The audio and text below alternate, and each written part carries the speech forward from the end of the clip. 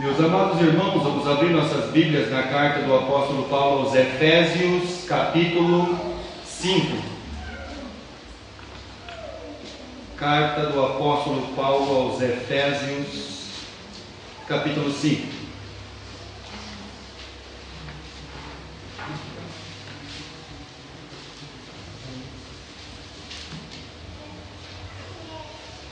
A partir do verso 22.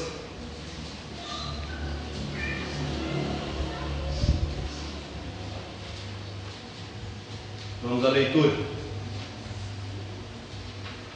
Vós, mulheres, sujeitai-vos ao vosso marido como ao Senhor. Porque o marido é o cabeça da mulher, como também Cristo é o cabeça da igreja, sendo ele o próprio Salvador do corpo. De sorte que assim como a igreja está sujeita a Cristo, assim também as mulheres sejam em tudo sujeitas ao seu marido. Vós, maridos, amai a vossa mulher, como também Cristo amou a igreja e a si mesmo se entregou por ela, para a santificar, purificando-a com a lavagem da água pela palavra, para apresentar a si mesmo igreja gloriosa, sem mácula, nem ruga, nem coisa semelhante, mas santa e irrepreensível. Assim devem os maridos amar a sua própria mulher como a seu próprio corpo. Quem ama a sua mulher, ama-se a si mesmo.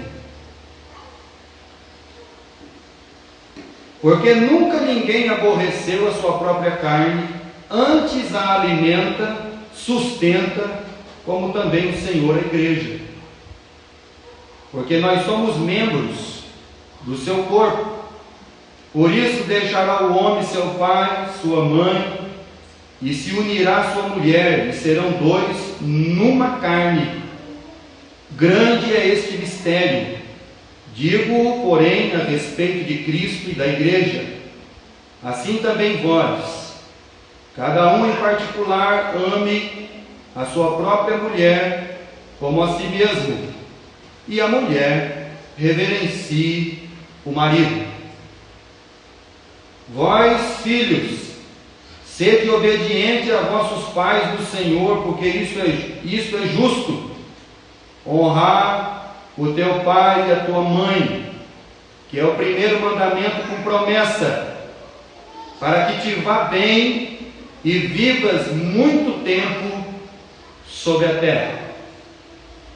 Vamos orar ao nosso Deus. Você que pode ficar em pé, vamos dar uma esticada no corpo. Vamos orar ao nosso Deus. Senhor Deus e amado Pai, nós queremos, como todos os dias, Senhor, engrandecer o teu santo nome na nossa vida. Pai eterno, eu quero lhe pedir perdão pelos meus pecados, pelas minhas faltas e as minhas transgressões.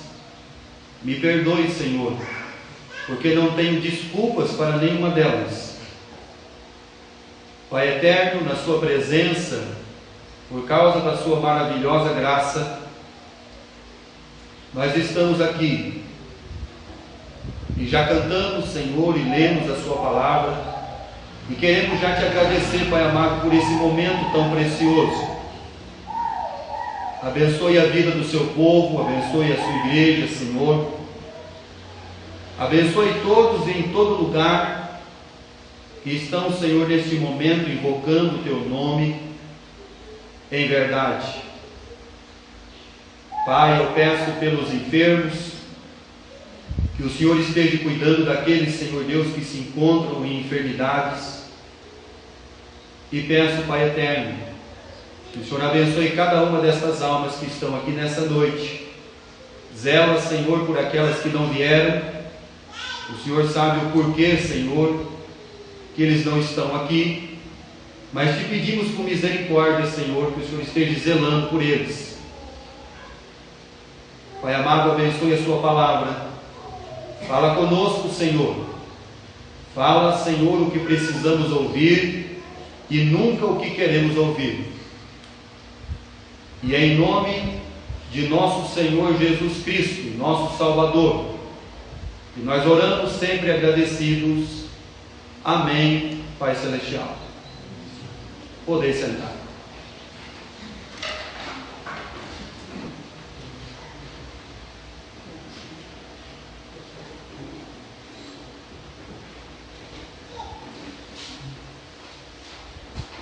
Na semana passada nós falamos sobre o princípio da família que quer ser bem-aventurado e quer ser feliz, né?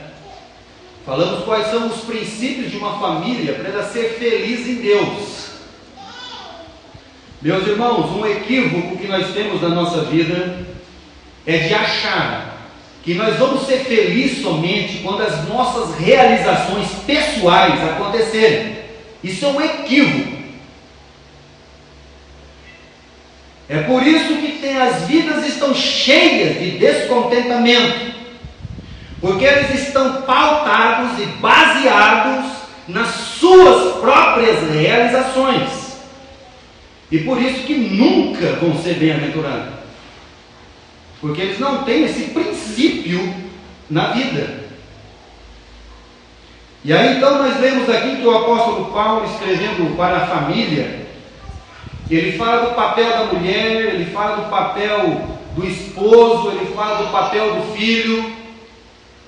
E falando sobre família, família é o que Deus criou, é o que Deus abençoou, é o que Deus ensinou como ela tem que ser, como não tem que ser, o que tem que fazer, o que tem que deixar de fazer. E Paulo, ele deixa bem claro aqui quais são os papéis, tanto da mulher, quanto do marido, quanto dos filhos. E tudo isso está envolvido Deus. Tudo isso está envolvido o princípio de Deus. Então, quando Deus, lá na eternidade, junto com a sua trindade, o Pai, o Filho e o Espírito Santo, eles foram criar o homem. Eles foram criar a maior das suas criações, o homem, a sua imagem, a sua semelhança. Então ele criou o homem, a mulher e os abençoou. É um princípio de família. E quando Deus fez isso, Deus assumiu o compromisso eterno de sustentar a família até o fim de todas as coisas. E quando nós olhamos para o princípio de Deus, no sentido de família, de como Deus assumiu esse papel de sustentar a família, de sustentar o homem, então isso criou a família, o serviço e a graça. Isso gerou um trabalho, porque quando o nosso Deus criou o homem, ele já assumiu um propósito eterno de sustentar tanto o homem quanto a mulher, como povo, como nação, como família, por todos os tempos até a consumação dos séculos. Então é isso que Deus nos ensina no princípio de serviço, família, serviço e graça. E aí quando Deus fez isso, o apóstolo Paulo, gostaria que você abrisse sua Bíblia agora, por favor, em Atos dos Apóstolos, capítulo 17. Quando Lucas está escrevendo sobre o apóstolo Paulo e as suas viagens missionárias, lá em Atos capítulo 17, então Paulo falando aos gregos, ele diz assim no versículo 28, ele está falando no centro da filosofia, ele está falando no centro do entendimento filosófico humano, e aí ele chega para esses homens e diz assim, versículo 28, porque nele vivemos, e nos movemos, e existimos. Então Paulo deixa claro uma coisa para todo o entendido e sábio desse mundo: fora de Deus não tem vida, fora de Deus ninguém existe.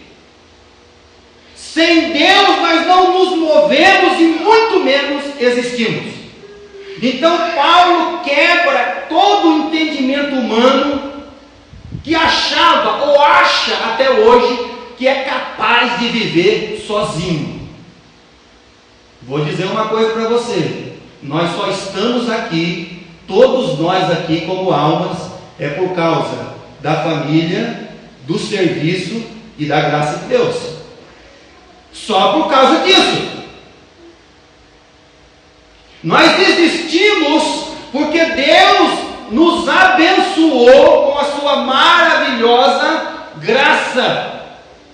Ele assumiu na eternidade o papel de que pela graça, sem mérito nenhum nosso, Ele ia nos sustentar até o fim.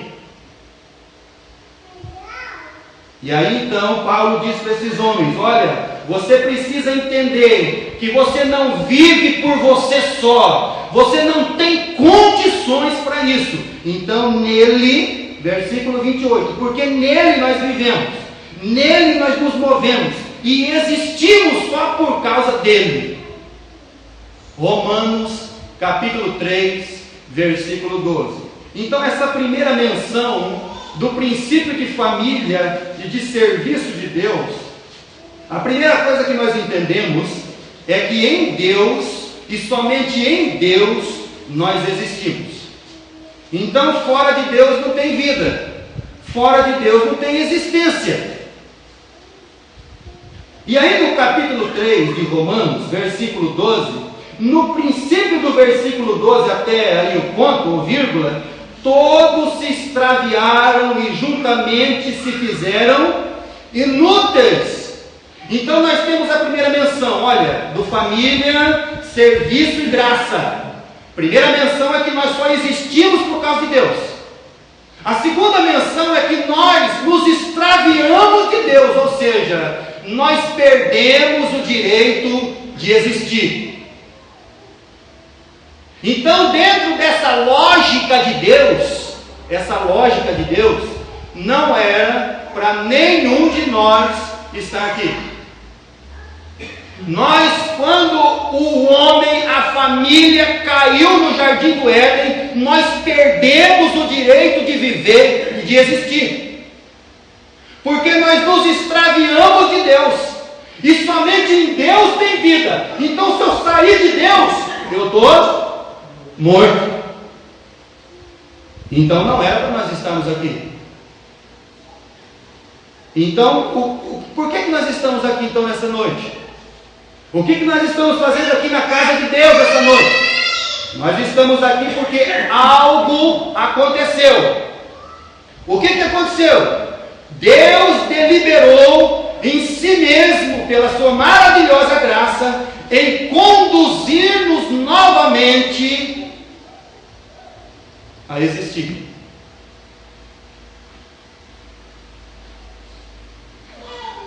Presta bem atenção no que Paulo está dizendo, por favor. Fora de Deus não tem vida. Nós nos extraviamos, ou seja, perdemos o direito. Mas quando Deus ele deliberou isso dentro do seu coração e dentro da Santa Trindade, Ele deliberou sobre nós a nos sustentar, a nos salvar, a nos alimentar, a nos purificar pela graça de Deus. Graça você pode ter um entendimento que é o favor imerecido, mas graça não é só um favor que a gente não merece. Graça é o serviço que Deus presta a nós sem nenhum mérito nosso. E a graça é algo que eu não posso reclamar nada sobre ela, porque eu não mereço.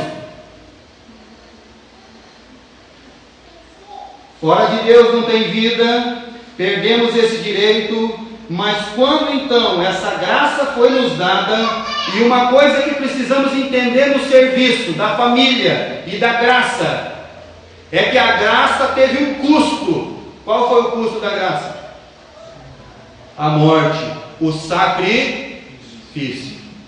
Deus então não poupou a sua santíssima trindade, o seu ser eterno, para enviar então o Cristo, que é a oferta por nós, para que novamente a gente tivesse o direito de existir e de viver. Isso é graça, meus irmãos. Sabe por que nós estamos aqui? Por única e exclusiva graça de Deus. Só por isso. Abra sua Bíblia do Evangelho de João, capítulo 1. E essa graça requeriu um sacrifício, e Deus lá desde a eternidade estava pronto, preparado para esse momento. Ou seja, de sustentar a família pelo serviço da graça de Deus. De nos salvar, de nos redimir, de nos dar de novo a oportunidade de estar nele. Evangelho de João, capítulo 1, a partir do versículo 15. E João testificou dele e clamou, dizendo: este era aquele de quem eu dizia: o que vem depois de mim e é antes de mim, porque foi primeiro do que eu. E todos nós recebemos também da sua plenitude com graça sobre, porque a lei foi dada por Moisés. Versículo 17. A graça e a verdade vieram por Jesus Cristo. Deus nunca foi visto por alguém. O Filho unigênito que está no seio do Pai, este o fez, o quê? Conhecer. Então a graça de Deus que foi revelada, que foi já destinada a nós desde a eternidade, para a família, para o serviço, pela essa maravilhosa graça que nós não merecemos, Deus a revelou na sua plenitude, na pessoa de Jesus, para nos tornar novamente a existir e a ter uma vida. Agora nós temos um outro probleminha aí. O homem caiu, se tornou pecador. Deus enviou seu Filho amado Jesus, que é a sua graça revelada a nós, na sua própria pessoa. E agora tem um grande problema. Deus perdoou os nossos pecados em Cristo, amém? Só que nós deixamos de ser pecador? Não. Então como que um Deus santo, ele vai coexistir com o pecador? Então nós temos outro problema em serviço. Olha só o que gerou isso para Deus. O que Deus está tendo que fazer, mas não porque o plano não deu certo, porque isso já estava no coração de Deus desde a eternidade. De que Deus vai sustentar a família, o serviço, pela sua maravilhosa graça, sabendo que mesmo que nós somos perdoados dos nossos pecados, nós continuamos, infelizmente, sendo pecadores. Então como que um Deus santo vai coexistir com a gente? Fala para mim. Porque agora Ele é em nós, Ele é através de nós, nós somos um com Ele. Abra sua Bíblia em Isaías capítulo 6. Quando no livro de Isaías ele vai falar sobre a morte do rei Uzias, livro do profeta Isaías capítulo 6. Então como que um Deus santo, olha só, nós temos um outro problema para ser resolvido aí. A primeira questão foi resolvida pela graça, por Cristo Jesus. Isaías capítulo 6, versículo 1.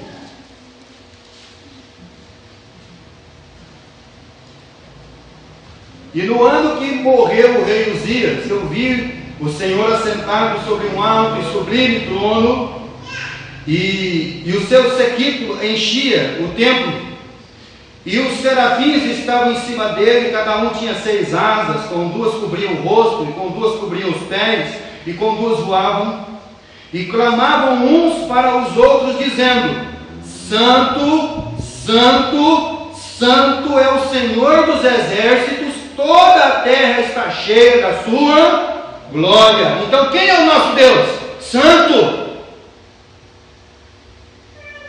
E como que um Deus totalmente santo, na sua plenitude da sua santidade, Ele vai coexistir comigo, pecador?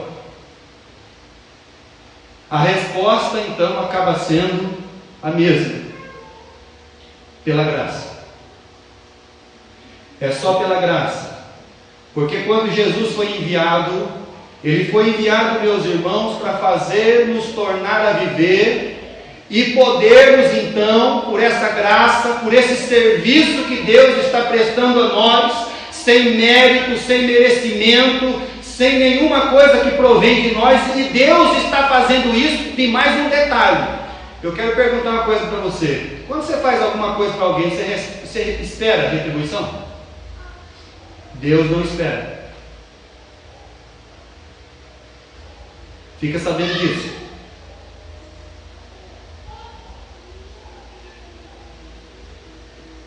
Nós, como seres humanos, nós temos um mal de achar que eu vou fazer o bem para alguém e eu vou ser então recompensado.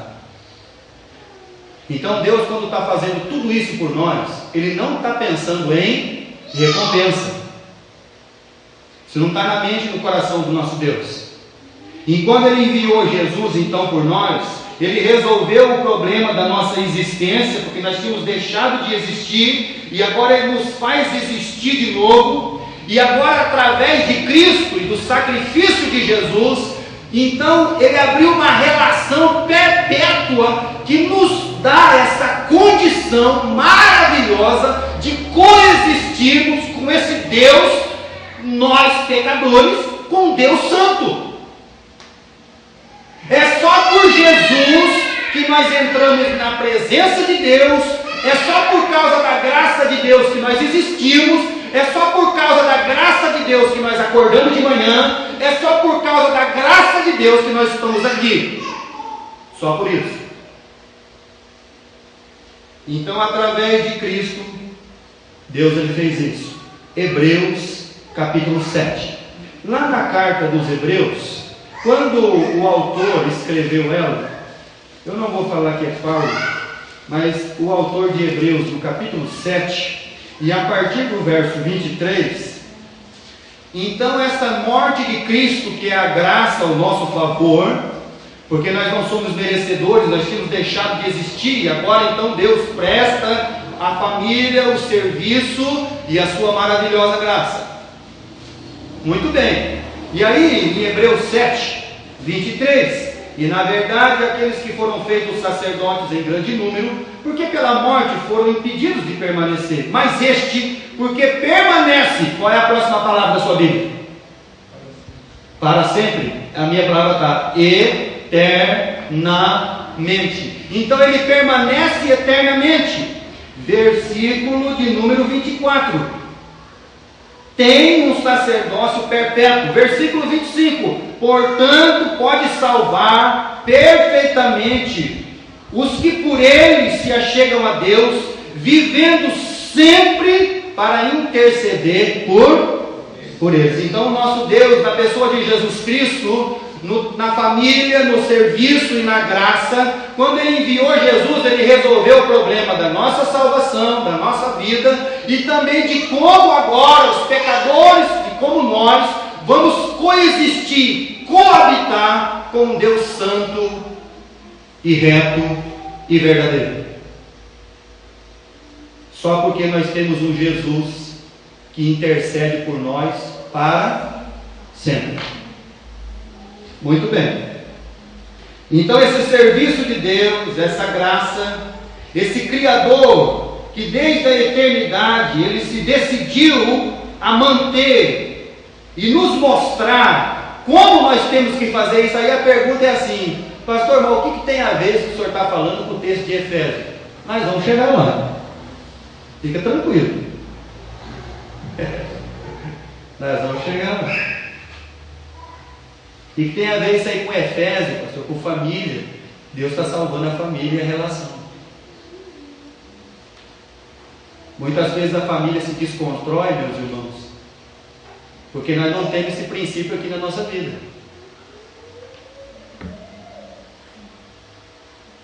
Nós não temos o princípio de amar sem esperar nada. É por isso que as coisas vão acabando desconstruindo na nossa vida. Porque nós não temos esse princípio da graça de Deus em nós. E é por isso que nosso Deus, Ele veio nos ensinar. E Ele só pode nos ensinar através da sua palavra. E Deus fez isso de uma maneira esplendorosa. Porque quando Paulo vai escrever aos Romanos, ele diz que muitas pessoas podiam morrer por um justo. Lá no capítulo 5 de Romanos, Paulo diz assim: tinha muitas pessoas que queriam morrer por um justo, mas por um injusto, quem quer morrer? Por um pecador, quem é que quer morrer? Não, mas então a Bíblia diz que Cristo, ao seu tempo, Ele se entregou a si mesmo por nós, Ele nos amou, sendo nós ainda o quê? Pecadores. Então esse é o grande problema muitas vezes da nossa vida e da nossa família.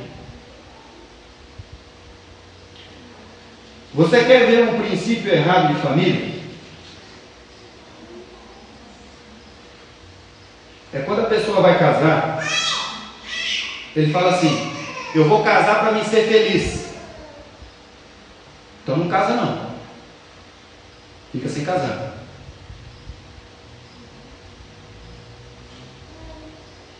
Ô louco, pastor.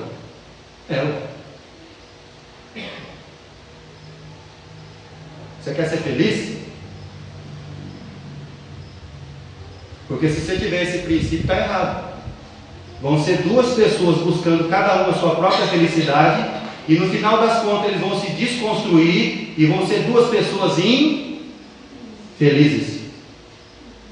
Agora, quando no casamento você fala assim, ó, eu vou viver para fazer ela feliz, seu casamento começou certo. Eu vou viver para fazer o meu marido feliz. Opa! Aí nós temos o princípio da graça de Deus, a família, o serviço e a graça. Porque quando eu vivo por meus próprios propósitos, então eu não vivo por propósito daquele que está do meu lado. Porque aquele que está do meu lado ainda é um estranho para mim. E é por isso que as coisas vão se acabando. Porque cada um está buscando a sua própria felicidade. Isso é um equívoco, irmãos. Isso é um erro. Você busca as suas próprias realizações e isso não está certo. E aí você vai lembrar do texto que nós lemos de Efésios, tá bom? Tá vendo onde nós vamos chegar aí, onde nós vamos afunilar a coisa? Nós vamos falar mais ainda. Bom, fica tranquilo. E quando Deus vem trabalhar isso na nossa vida, essa questão da família, desse relacionamento, uma coisa que eu quero deixar claro para os irmãos: o nosso relacionamento com Deus,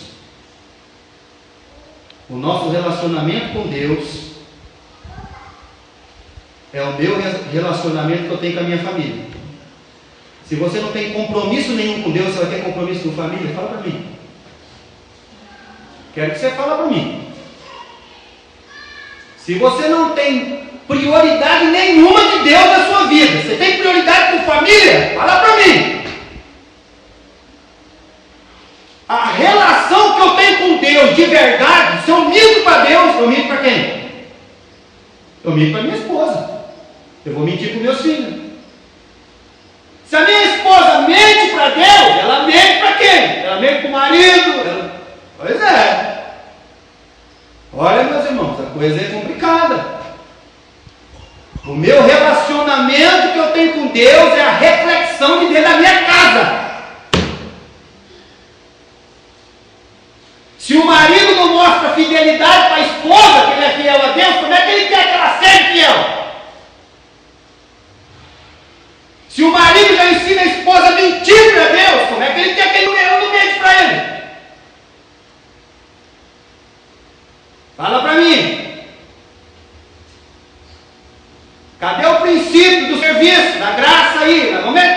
coisas.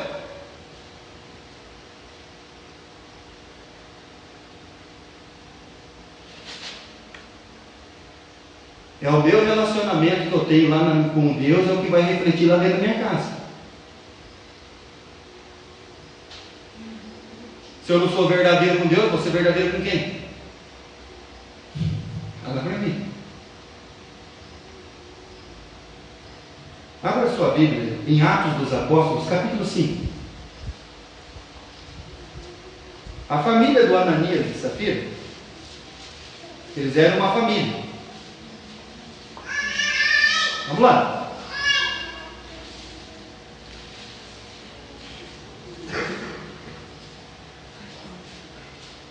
Atos dos Apóstolos, capítulo 5, verso 1.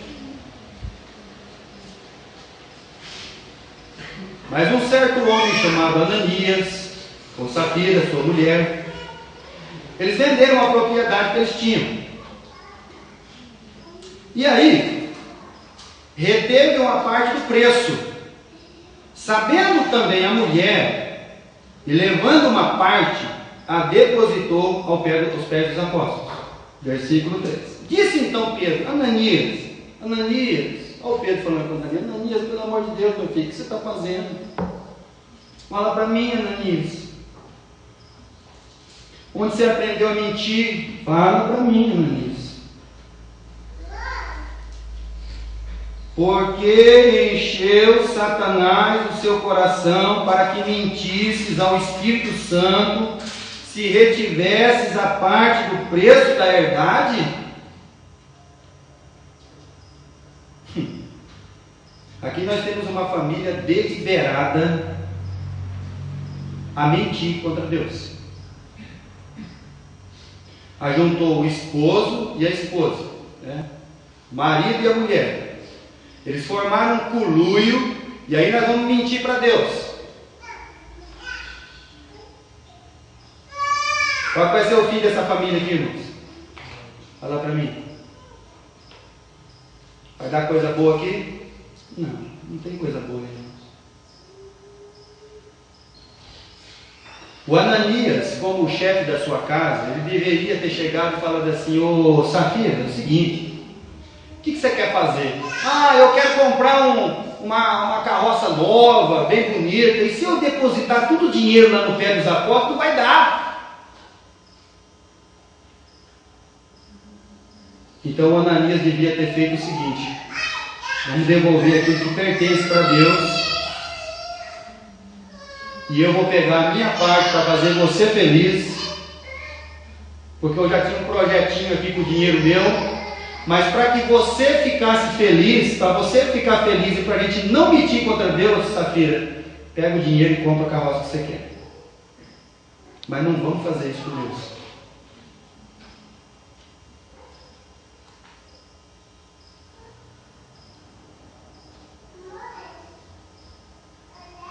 Não vamos fazer não.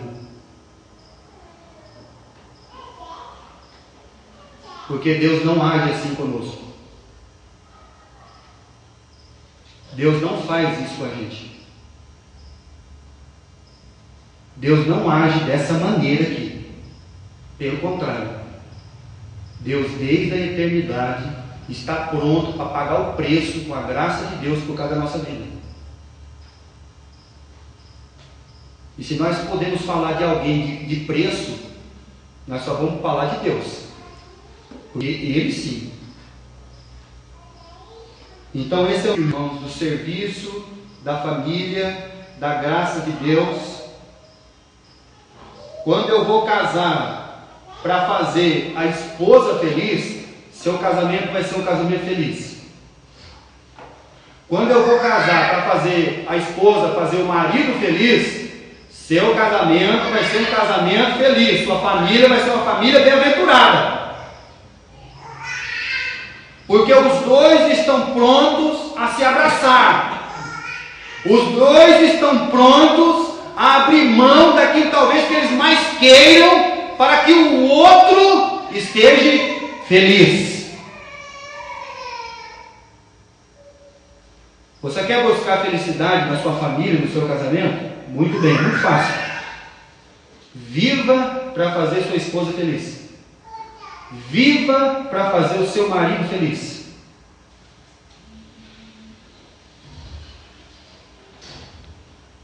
Porque senão vão ser duas pessoas, cada um com um propósito e vivendo numa infelicidade plena. E não foi isso que pela graça Deus nos trouxe, não foi isso que pela graça Deus fez a nós.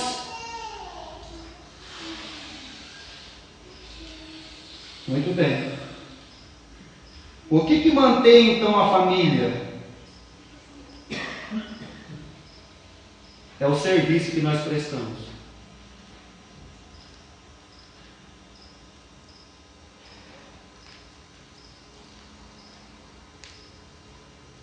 Volta lá em Efésios capítulo 5.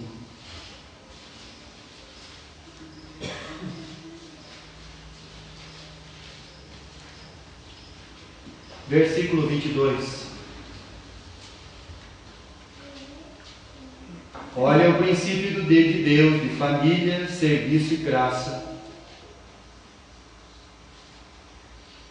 As coisas de Deus funcionam, meus irmãos. As nossas não. Vós, mulheres, sujeitai-vos ao vosso marido como ao Senhor. Parece uma sujeição de escravidão, né? Não é. Quando a mulher entender que o seu marido estiver bem, você vai estar bem, você está feliz.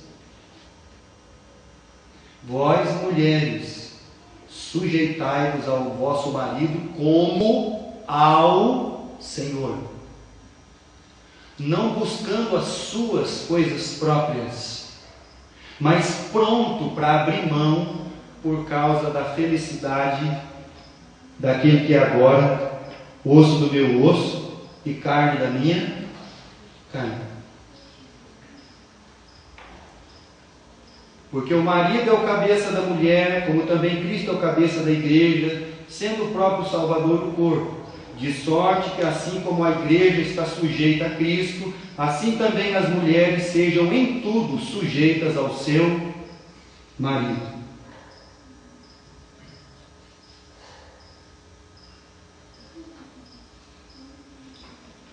Isso é o que, meus irmãos? Graça.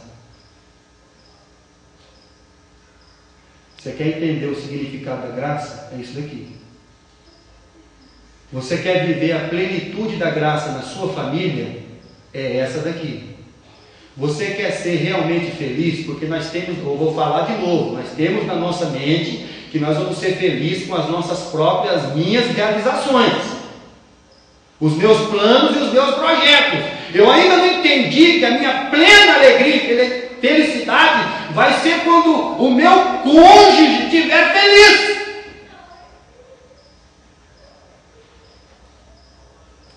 É que quando eu abrir mão de trabalhar por ele, ou trabalhar por ela, e dar a vida por ela, aí eu vou entender tudo o que é graça de Deus.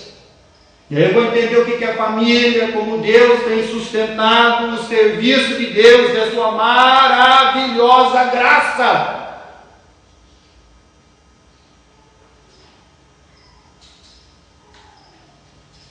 Isso é graça. Versículo 25. Maridos, preste atenção, por favor.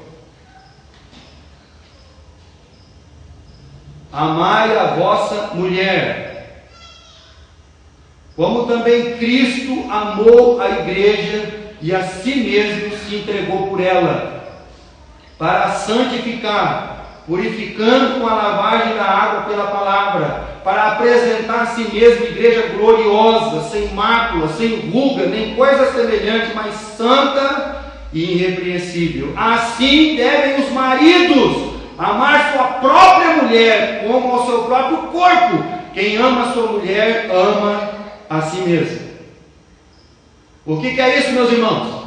Fala para mim, marido, o que é isso aqui? Isso aqui é a graça de Deus. De você amar tanto a sua esposa sua alegria por causa da alegria dela. Da felicidade dela. Do cuidado a ela.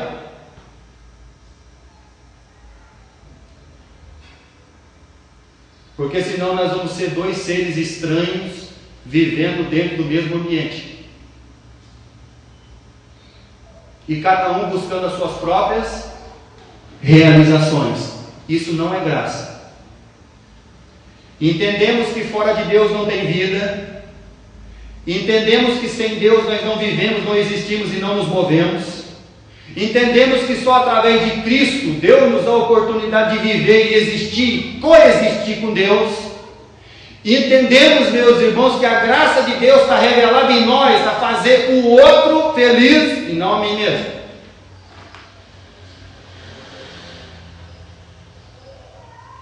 Abra a sua Bíblia em 2 Pedro, capítulo 3.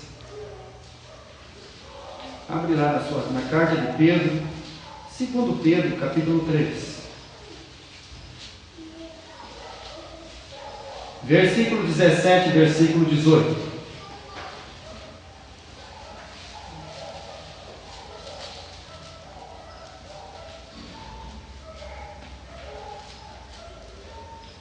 Vós, portanto, amados, sabendo isto de antemão, guardai-vos de que pelo engano dos homens abomináveis sejais juntamente arrebatados e descaiais da vossa firmeza. Antes, crescei na graça, conhecimento de nosso Senhor e Salvador Jesus Cristo. A Ele seja dada a glória, assim como no dia da eternidade. Amém. O que Pedro está enfatizando para a nossa vida? Que você deve crescer na graça. E o que é graça? É você prestar um serviço ao outro que não merece. É você viver para o outro que talvez nunca vai te responder aquilo que você pensa. É você viver para a sua carne independente de qualquer coisa, sem esperar nada em troca. E aí você vai ser a pessoa mais feliz, porque você vai honrar e sustentar isso com a palavra que está em você, que é a palavra de Deus. Então isso é família, isso é serviço, isso é graça. Sem a graça de Deus não tem família, irmãos. Sem a graça de Deus você não coloca duas pessoas no mesmo lugar, eles vivem juntos. Sabia disso? Sem a graça de Deus não tem salvação. Sem a graça de Deus não tem como eu existir em Deus e viver com Ele. Sem a graça de Deus eu não consigo viver para realizar os desejos de uma outra pessoa. Sem a graça de Deus, eu não sou capaz de me esvaziar de mim mesmo para viver em prol do outro. Sem a graça de Deus, eu não sou salvo, não tenho casamento, não tenho família.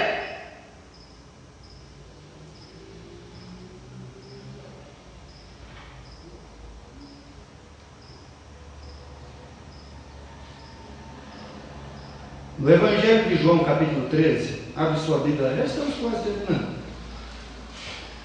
Evangelho de João, capítulo 13.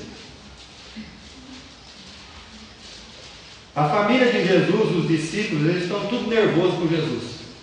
Estão bravos com Jesus aqui, a última. Por quê? Porque Jesus só fala de morrer. Eu vou para o Pai, eu vou para o Pai, eu vou entregar minha vida e vou para o Pai. Então os discípulos estão tudo nervosos. Vai chegar um dia que você, marido, vai chegar no seu limite. E então, esposa, você vai ter que olhar para o seu marido e fazer o que Jesus fez aqui no capítulo 13. Quando os discípulos estavam tudo nervosos, irritados com Jesus, Jesus pegou uma toalha, Jesus pegou uma bacia. E por que eles estavam nervosos, chegou no limite? Porque tanto a esposa como o esposo, nós estamos nesse mundo, e nesse mundo nós estamos sujeitos a sujar os nossos pés. Então talvez a esposa está lá com o pezinho sujo de terra, a terra entrou nos poros, e aí o marido tem que chegar. Ela chegou naquele dia que ela está a ponto de pegar sua mala e ela vai embora. Aí o esposo tem que sentar e fazer que nem Jesus fez. Calma, senta aqui, isso aqui é só pó, vai passar. Eu vou lavar o seu pezinho, eu vou preparar uma boa comida para você, eu vou tirar o pozinho do seu pé, vou limpar bem o seu pé, vou enxugar bem enxugadinho.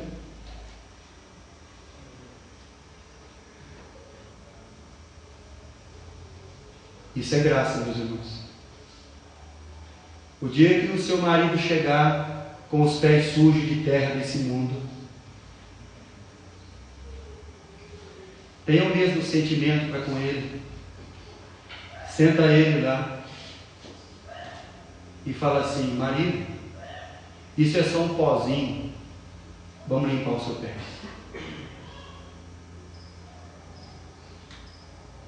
Capítulo 13 do Evangelho de João, versículo 1. Ora, antes da festa da Páscoa, sabendo Jesus que já era chegada a sua hora de passar deste mundo para o Pai, como havia amado os seus que estavam no mundo, ele os amou até quando mesmo? Até o fim. E de que maneira? Era lá, pessoal. Vocês estão nervosos comigo? E aí Jesus podia dar uma bronca nele. Vocês estão nervosos comigo? Mas quem vai morrer na cruz sou eu. Por que você está nervoso? Quem vai ser pregado na cruz sou eu. Quem vai apanhar sou eu. O meu couro é que vai sair das minhas costas. O meu sangue é que vai verter. É a lança que vai furar. É aqui. Não é desse jeito que a gente reage? Cheio de razão, né? Aí Jesus faz o quê? Vou lavar o pé de vocês.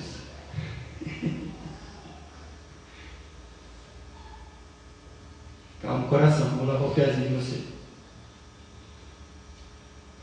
Jesus podia ter dado uma bronca nele. Eu já estou há 3 anos com vocês, eu estou ensinando a palavra para vocês. Por que vocês não estão me entendendo? Não é assim que ele fala? Não é assim que a gente olha para o nosso esposo, para o nosso marido? Por que você não me entende? É a mesma coisa você pegar a criança que está num quarto escuro, tem medo de escuro, você vai lá e fala assim: não, fica tranquilo, não tem nada no escuro, mas ele não entende, ele acha que no escuro tem alguma coisa. E aí se você ficasse com ele lá todo dia, né? Não, o pai vai ficar com você aqui, fica tranquilo. Aí você vai ficar 1 dia, 2 dias, 3 dias, 4 dias, 5 dias, 6 dias, 7 dias, 10 dias, até que ele vai falar assim: pai, não tem nem nada não.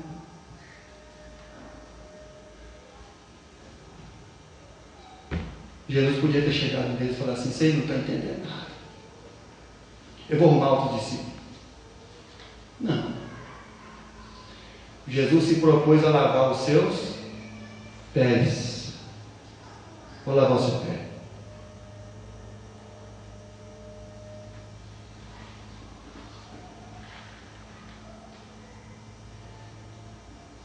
Muito bem. Então isso é a graça, o amor. Porque um dia nossa esposa vai chegar em casa, o trabalho não foi bom, o dia não foi legal, estou cheio de problema, e aí está na hora do marido sentar com a bacinha no chão. Vamos lavar o pezinho. Vice-versa a mulher. Hoje eu não tive um dia bom.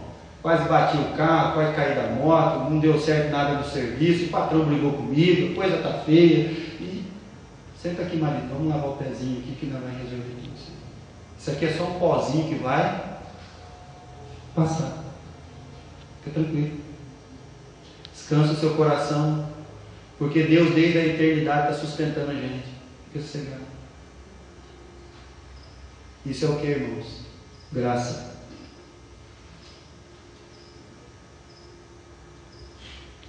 Graça de Deus. Versículo 5 do capítulo 13. Depois pôs a água numa bacia e começou a lavar os pés aos discípulos e a enxugar-los com a toalha com que estava cingido. acabou o problema. Quando nós não temos esse entendimento da graça na nossa família, então você vive fora da graça. Fora da graça tem o quê? Uma guerra e um inferno. Você consegue viver na guerra e no inferno? Você consegue viver em guerra todo dia? Você consegue viver no inferno em vida todo dia? Fala para mim se você consegue. Porque fora da graça de Deus só tem isso, meus irmãos. Não tem outra coisa.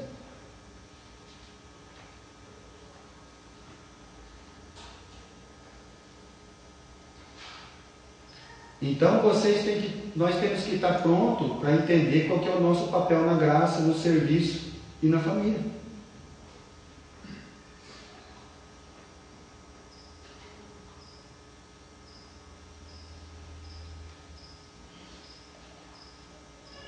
Eu quero terminar lendo Efésios capítulo 2.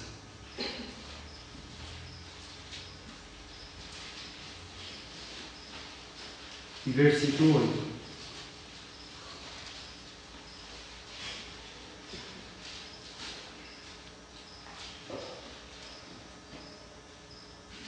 O filho vai ter o dia que ele está meio rebelde, aí você vai ter que ensinar ele a honrar o pai e a mãe. O filho, eu não quero. Não, aqui você não tem que querer, você tem que obedecer. Com muito amor, você quer. Hoje é dia de ir para o culto. Ah, não, hoje é dia de ir para o culto. Família tem que vir para o culto. Porque senão fica em casa. E fica fazendo o que em casa? Assistir televisão. E arrumando um problema para segunda-feira. Já está pouco, né, da semana. Vamos arrumar um já para segunda, que é para a gente adiantar o tempo.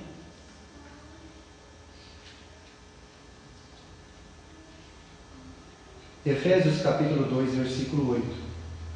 Porque pela graça sois salvos, por meio da fé. Isso não vem de vós, é um dom de Deus. Pela graça nós somos salvos.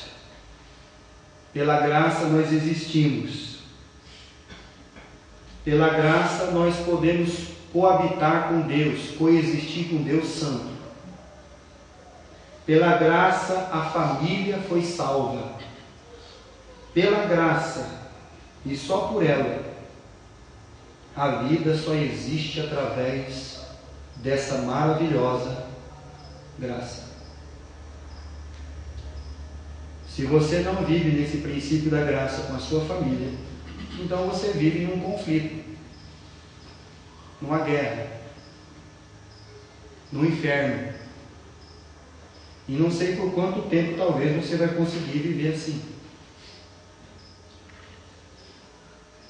Lembre-se de uma coisa.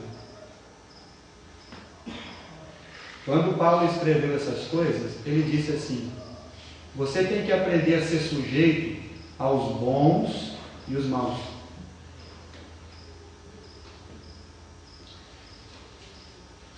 O princípio da família, do serviço de Deus e a graça de Deus para a nossa vida. Nossa relação com Deus é a relação que nós temos com a nossa família.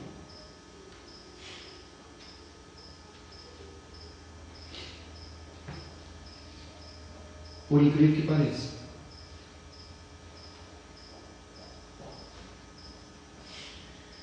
E Deus, desde a eternidade, estava pronto para fazer tudo por nós, como tem feito até o dia de hoje. Porque pela graça sois salvos. Amém? Meus irmãos, que Deus ele nos abençoe. Eu peço para Deus nos abençoar, derramar mesmo a sua misericórdia sobre nós, para nós sermos assim. Porque aí então nós vamos ser felizes. Eu vou ser bestial aqui mais uma vez e vou falar um pouquinho de mim. Eu tinha uma portinha de borracharia alugada.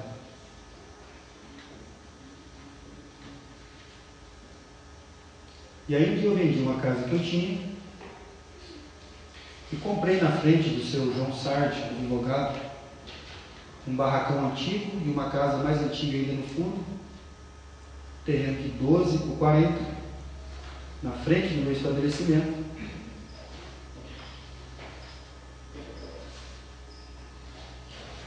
Com os tijolos que eu desmanchei da casa e de uma parte do barracão, eu construí uma outra.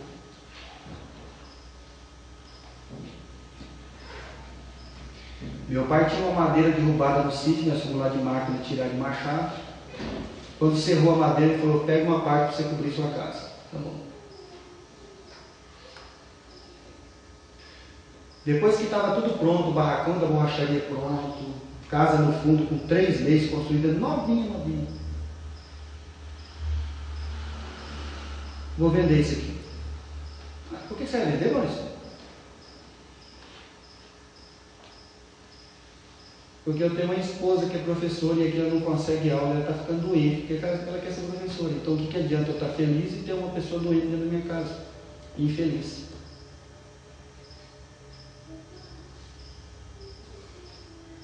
Aí eu vendi tudo, arrumei um emprego na Caiana Pneus, e quando passou um tempinho, Simara então passou no concurso público da prefeitura.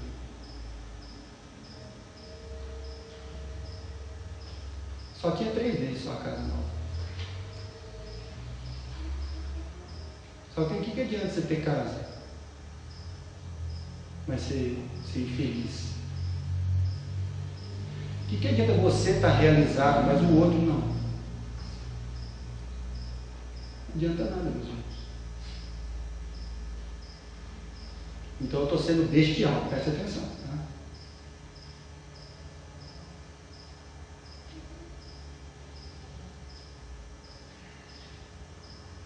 E depois, mutuamente, vou morar em Oriente. Oriente, né? Isso. Comprar um terreno lá, vou vender essa casa, construir uma lá. Tá bom? Vamos para lá.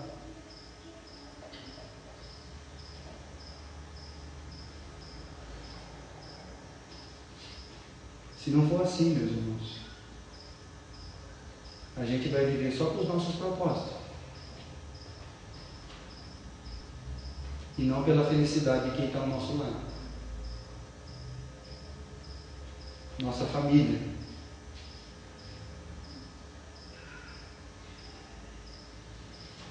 Muito bem, meus irmãos.